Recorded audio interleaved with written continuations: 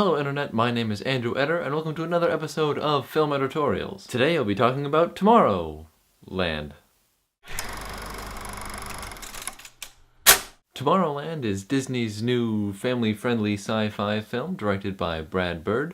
It stars George Clooney, Britt Robertson, Raffi Cassidy, and Hugh Laurie, mainly. There are a couple other players, but considering how big this movie is and how much time and space it covers, it actually has a really small cast, so it keeps it pretty self-contained. The story follows Frank Walker and Casey Newton as they work together to try and discover, or perhaps rediscover, this high-tech place called Tomorrowland in an event to prevent the end of the world. That synopsis is really simplified, partially so I avoid any spoilers whatsoever, but also because the premise of this movie is pretty complicated. There are a bunch of robots involved, some of them are friendly, some of them aren't. They travel all over the United States, and then all over the world, and then to another dimension. All in all, it's a pretty big movie. It's over 2 hours, but it's got a really small cast, so you're with the same people the whole time.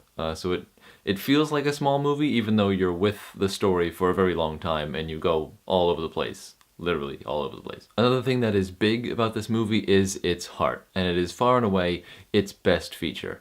This movie feels so good because it's so optimistic and so hopeful. You're going to leave the theater feeling good about humanity and the future and what people can accomplish, which is, one, very rare, and two, very welcome. It was refreshing and uplifting, and I really enjoyed that. I mean, I'm going to give this movie a good review on that basis alone. Like, I just enjoyed this movie. It was wholesome, it was good, it was optimistic, and I really enjoyed that. It's not something that happens terribly often, and I'm just glad they did it. And this movie isn't all naive cuddles and sunshine either. It raises big questions and has big stakes. People are at risk of dying at various points throughout the movie, and then they talk about big, real issues affecting the world today, like climate change and unstable governments and war and all sorts of these big issues that you have to think about. But it's just really nice to see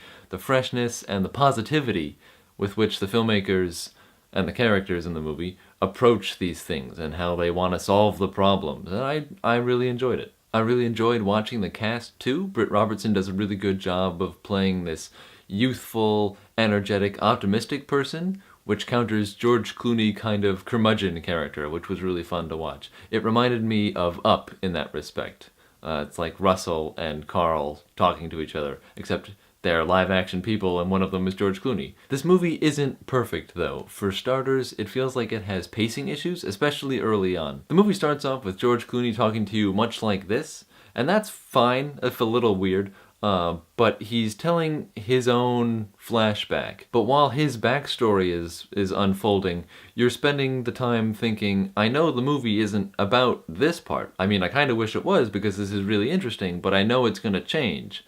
And why are we spending so much time with his character in the past? At that point, the narrative jumps out of the flashback back to George Clooney talking to the camera, and it's now time for Britt Robertson's past. And it throws it off, and there's a lot of stories going on at once, despite the fact that there's only like 2, but it feels jumbled and mixed up and weird at the beginning. But towards the middle, they come together, and the story gets streamlined, and from that point on, the pacing is pretty good. But at the beginning, it's weird. You're not sure exactly where things are in relationship to each other, and you're not sure what characters know what. There are also a couple aspects of the movie that go unexplained, or if they were explained, I don't remember seeing them. But since I got out of the movie like 2 hours ago, I'm pretty sure I should remember everything that happened in the movie. My memory's not that bad. These details that go unexplained include, but are not limited to, why is Frank no longer in Tomorrowland? Where is Casey's mom? There's a lot of story with her dad, but her mom is in a flashback in the flashback, but there's nothing about her current whereabouts. Also, the villain in this film doesn't make a whole lot of sense. He gets a chance to explain his reasoning towards the end of the movie, and that all works. I find that very relatable. He gets this little like speech, and I'm like, oh, okay, that all works together. But his actions don't make sense. Sometimes he's trying to kill our main characters. Sometimes he's trying to, like, deport them from Tomorrowland. Sometimes he's having a nice chat. Sometimes he thinks they're his friend. It's weird, and he's not supposed to be like schizophrenic. So I don't get why he did some of the things he did, and then didn't do some of the things he didn't. I also have some concerns about the villain's fate at the end of the movie, but that would be spoiler territory, so I'm not going to go there. But if you want to, in a few weeks' time, we can have this conversation down below in the comments. One explanation for why two of my complaints exist probably are related to the writer, Damon Lindelof. He is famous for being one of the writers for Lost and Prometheus, a TV show and a film, respectively, that don't often make 100% sense 100% of the time. So that's probably one of the reasons. It doesn't mean that it's excused, it's just an explanation for why things don't make sense in this film. As you would expect from a big budget Disney movie coming out on Memorial Day weekend, the effects in this movie are really good. There's like one time where George Clooney's riding around a jetpack and you're like, that looks fake. But otherwise, looks really good. The style is really cool. I like Hugh Laurie's outfit. The last thing I want to talk about today is the romantic subplot in this movie, which is probably going to be mildly controversial in the days to come. It's between George Clooney's character and a character who appears to be a young girl. Now, George Clooney's character is probably 60 to 65, so an adult, and the girl appears to be around 12. She is in fact a robot, so it's not actually weird, but when you're watching the movie and you see this child and this grown man talking about a romantic relationship that they had, it feels weird. It's not actually weird, but it feels weird to watch. It's not actually wrong because she's a robot, so it's okay, but she looks like a girl, and he was a boy at the time, so that's even more reasonable, but it's weird in the stuff in present time where he's a grown man. Something's weird about it. I'm not entirely sure how I should feel about it. So what's the takeaway?